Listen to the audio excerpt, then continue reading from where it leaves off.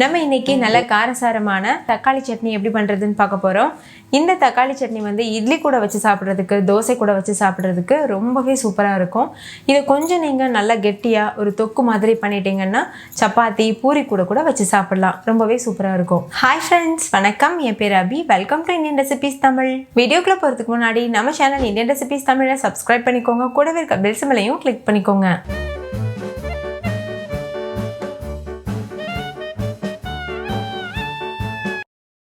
First இந்த recipe பண்ணுறதுக்கு ஒரு கடாய் சூடுபடுத்திக்கோங்க. அதில் 2 டீஸ்பூன் எண்ணெய் சேர்த்துக்கோங்க. நான் வந்து தேங்காய் எண்ணெய் யூஸ் பண்ணியிருக்கேன். நீங்கள் எந்த எண்ணெய் வேணாலும் யூஸ் பண்ணிக்கலாம். எண்ணெய் சூடானதுக்கப்புறமா தக்காளியை இந்த மாதிரி ஷேப்பில் கட் பண்ணிவிட்டு சேர்த்துக்கோங்க. நான் வந்து 2ஆக கட் பண்ணிவிட்டு சேர்த்துருக்கேன். அதாவது நடுவில் இருந்து 2ஆக கட் பண்ணியிருக்கேன். மொத்தமாக நான் எடுத்திருக்க தக்காளி வந்து 7 மீடியம் சைஸ் அளவு தக்காளி எடுத்திருக்கேன். எண்ணெய் நல்லா சூடானதுக்கப்புறமா தான் நீங்கள் தக்காளி சேர்க்கணும். ஸ்டவ் வந்து மீடியம் ஃப்ளேம்லேயே இருக்கட்டும். எல்லா தக்காளியும் சேர்த்ததுக்கப்புறமா ஸ்டவ்வை லோ ஃப்ளேமில் வச்சுட்டு மூடி போட்டு மூடிட்டு ஒரு 5 நிமிஷத்துக்கு வேக வச்சுக்கோங்க. 5 நிமிஷத்துக்கு அப்புறமா ஓப்பன் பண்ணி பாருங்கள். இப்போ இந்த தக்காளியை 2வது பக்கம் திருப்பி விட்டுக்கோங்க. திருப்பி விட்டுட்டு லோ ஃப்ளேம்லேயே வச்சு ஒரு 2 நிமிஷத்துக்கு மட்டும் வேக வச்சுக்கோங்க. இந்த மாதிரி பண்ணும்போது தக்காளியில் இருக்க தோல் வந்து தானாக விட்டு வரும். அதே போல் நம்ம எண்ணெயில் இது போல் வதக்கி செய்யும்போது டேஸ்ட் வந்து ரொம்பவே சூப்பராக இருக்கும். இப்போ பாருங்கள், 2 நிமிஷம் ஆகியிருக்கு. தக்காளி முழுமையாக வெந்துருச்சு. இப்போ இதில் இருக்க தோலை மட்டும் நம்ம ரிமூவ் பண்ணிடலாம். ஒருவேளை இந்த தோல் வந்து உங்களுக்கு பிரச்சனை இல்லைன்னா நீங்கள் அப்படியே கூட அரைக்கலாம். நான் வந்து இதை ரிமூவ் பண்ணிவிட்டு செய்ய போகிறேன். இந்த மாதிரி ஒரு இடுக்கி வச்சுட்டு நம்ம இது போல் எடுத்தோம்னா ஈஸியாக வெளியில் வந்துடும். இதே போல் இதற்கு எல்லா தக்காளியிலேருந்தும் தோலை எடுத்துருங்க. இப்போ இந்த தக்காளியெல்லாம் வெளியில் எடுத்துருங்க. வேறு ஒரு பிளேட்டுக்கு மாற்றிட்டு ஒரு ஓரமாக வச்சுருங்க. இப்போ இந்த கடாயில் தான் நம்ம மற்ற பொருட்களும் வறுத்தெடுக்க போகிறோம். அதனால் தக்காளியை வந்து எண்ணெயிலேருந்து வெளியில் எடுத்துகிட்டு ஒரு ஓரமாக வச்சுருங்க. அதே போல் இந்த கடாயில் வந்து தக்காளியிலேருந்து வெளிவந்த ஜூஸும் இருக்கும். அதையுமே அதே பிளேட்லேயே ஊற்றி வச்சுருங்க. நம்ம புதுசாக தான் எண்ணெய் சேர்த்துட்டு நம்ம மற்ற பொருட்கள் வறுக்கிற மாதிரி இருக்கும்.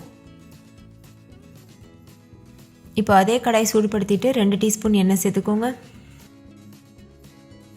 ஒரு கைப்பிடி அளவு பூண்டு பற்கள் தோல் உரித்து சேர்த்துக்கோங்க. ஒரு சின்ன துண்டு புளி சேர்த்துக்கோங்க. சேர்த்துட்டு ஸ்டவ்வை லோ ஃப்ளேமில் வச்சு வறுத்துக்கோங்க. புளி சேர்த்து பண்ணும்போது நல்ல டேஸ்டியாக இருக்கும். ஸோ கண்டிப்பாக ஸ்கிப் பண்ணாமல் பண்ணுங்கள். இது கூடவே 1/4 கப் அளவு உளுத்தம்பருப்பு சேர்த்துக்கோங்க. நீங்கள் உளுந்துக்கு பதிலாக கடலைப்பருப்பு சேர்க்கலாம். அப்படி இல்லைன்னா எள்ளு கூட நீங்கள் யூஸ் பண்ணிக்கலாம். இது கூடவே 10லேருந்து 15 வரமிளகாய் சேர்த்துக்கோங்க. உங்களுடைய காரத்திற்கு தகுந்த மாதிரி வரமிளகாயோட அளவை வந்து அதிகமாகவோ குறைவாகவோ நீங்கள் சேர்த்துக்கலாம். அதே போல் வரமிளகாய்க்கு பதிலாக நீங்கள் பச்சை மிளகாய் சேர்த்தும் இந்த ரெசிபி பண்ணலாம். நான் வந்து வரமிளகாய் சேர்த்து தான் பண்ணியிருக்கேன். சேர்த்துட்டு லோ ஃப்ளேமில் வச்சு நல்லா வறுத்துக்கோங்க. உளுந்தோட கலர் வந்து லைட்டாக சேஞ்ச் ஆகணும், அது வரைக்கும் வறுத்துக்கோங்க. இப்போ பாருங்கள், உளுந்தோட கலர் நல்லா சேஞ்ச் ஆக ஆரம்பிச்சிருக்கு. அதே மாதிரி மிளகாயும் நல்லா கிறிஸ்பியாக ஆரம்பிச்சிருக்கு. இந்த ஸ்டேஜில் இது கூட கருவேப்பிலை சேர்த்துக்கோங்க. 2 கைப்பிடி அளவு கருவேப்பிலை சேர்த்துக்கோங்க. சேர்த்துட்டு இது கூடவே 2 கைப்பிடி அளவுக்கு கொத்தமல்லி இலைகள் சேர்த்துக்கோங்க. அந்த காம்பு பகுதியோடையே சேர்த்துக்கோங்க. அப்போ தான் நல்ல வாசனையாக இருக்கும். இந்த இலைகள் சேர்த்ததுக்கப்புறமா ஸ்டவ் ஆஃப் பண்ணிடுங்க. ஸ்டவ் ஆஃப் பண்ணிவிட்டு மிக்ஸ் பண்ணிக்கோங்க. அந்த சூட்லேயே இந்த இலைகள் வதங்கிடும். ரொம்ப நேரம் நம்ம ஸ்டவ் ஆன் பண்ணியிருக்கணும்னு அவசியம் இல்லை. இது கூட நீங்கள் புதினாவும் சேர்த்து பண்ணலாம். புதினா ஃப்ளேவர் பிடிக்கும்னா ஒரு கைப்பிடி அளவு புதினாவும் இது கூட சேர்த்துட்டு நல்லா கலந்துருங்க. நான் இன்றைக்கி இந்த 2 இலைகள் மட்டும்தான் சேர்த்து பண்ணியிருக்கேன். இப்போ இது முழுமையாக ஆறட்டும். நல்லா ஆறுனதுக்கப்புறமா ஒரு மிக்ஸி ஜாருக்கு மாற்றிக்கோங்க. கொஞ்சம் கூட சூடு இருக்கக்கூடாது. மாற்றிட்டு இது எந்தளவு முடியுமோ அந்தளவுக்கு நல்லா அரைச்சிக்கோங்க. இது கூடவே 1 டீஸ்பூன் அளவு கல்லுப்பு சேர்த்துக்கோங்க. நீங்கள் நார்மல் நைஸ் உப்பு கூட யூஸ் பண்ணிக்கலாம். பாருங்கள், இந்த அளவுக்கு கொரகொரப்பாக இருக்குது. இப்போ இந்த ஓரங்களெல்லாம் எடுத்து விட்டுக்கோங்க. நம்ம உளுந்து சேர்த்து அரைச்சதுனால கொஞ்சம் இந்த மாதிரி ஒட்டுற மாதிரி தான் இருக்கும். இந்த ஓரங்களை எடுத்து விட்டுட்டு அதுக்கப்புறமா இது கூட நீங்கள் தக்காளி சேர்த்துக்கோங்க. தக்காளி சேர்த்துட்டு அந்த ஜூஸையும் அது கூடவே சேர்த்துருங்க. நம்ம தக்காளியிலேருந்து வெளிவந்த ஜூஸையும் எடுத்து வச்சுருந்தோம்ல, அதையும் இது கூடவே சேர்த்துருங்க. சேர்த்துட்டு அரைக்கும்போது தேவைப்பட்டதுன்னா கொஞ்சமாக நீங்கள் தண்ணி சேர்த்து அரைச்சிக்கலாம். நான் இன்றைக்கி இதை கெட்டியாக பண்ண போகிறேன்.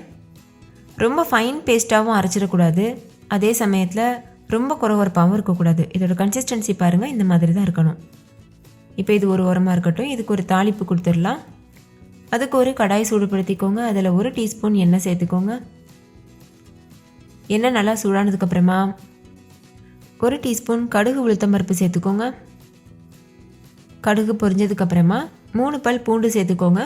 பூண்டு தோல் உரிக்காமல் அப்படியே சேர்த்துக்கோங்க. இது கூடவே ஒரு கொத்து கருவேப்பிலை, 2 வரமிளகாய் சேர்த்துக்கோங்க. சேர்த்துட்டு இதையும் நல்லா கலந்துருங்க. வரமிளகாய் லேசாக கிறிஸ்பியானதுக்கப்புறமா நம்ம ஏற்கனவே வதக்கி அரைச்சி வச்சுருக்கோம்ல சட்னி, அதையும் இது கூட சேர்த்துருங்க. சேர்த்துட்டு நல்லா கலந்துருங்க. தேவைப்பட்டதுன்னா உப்பு செக் பண்ணி பார்த்துட்டு இந்த ஸ்டேஜில் கொஞ்சமாக உப்பு சேர்த்துக்கோங்க. நீங்கள் இந்த மாதிரி கெட்டியாகவும் பண்ணலாம். தண்ணியாக பண்ணணும்னு நினச்சிங்கன்னா இந்த ஸ்டேஜில் நீங்கள் கொஞ்சம் தண்ணி சேர்த்துட்டு நல்லா மிக்ஸ் பண்ணிவிட்டு ஒரு கொதி விட்டுட்டு நீங்கள் இறக்கிடலாம். இல்லைன்னா நீங்கள் சுடுதண்ணி சேர்த்து கூட மிக்ஸ் பண்ணிக்கலாம்.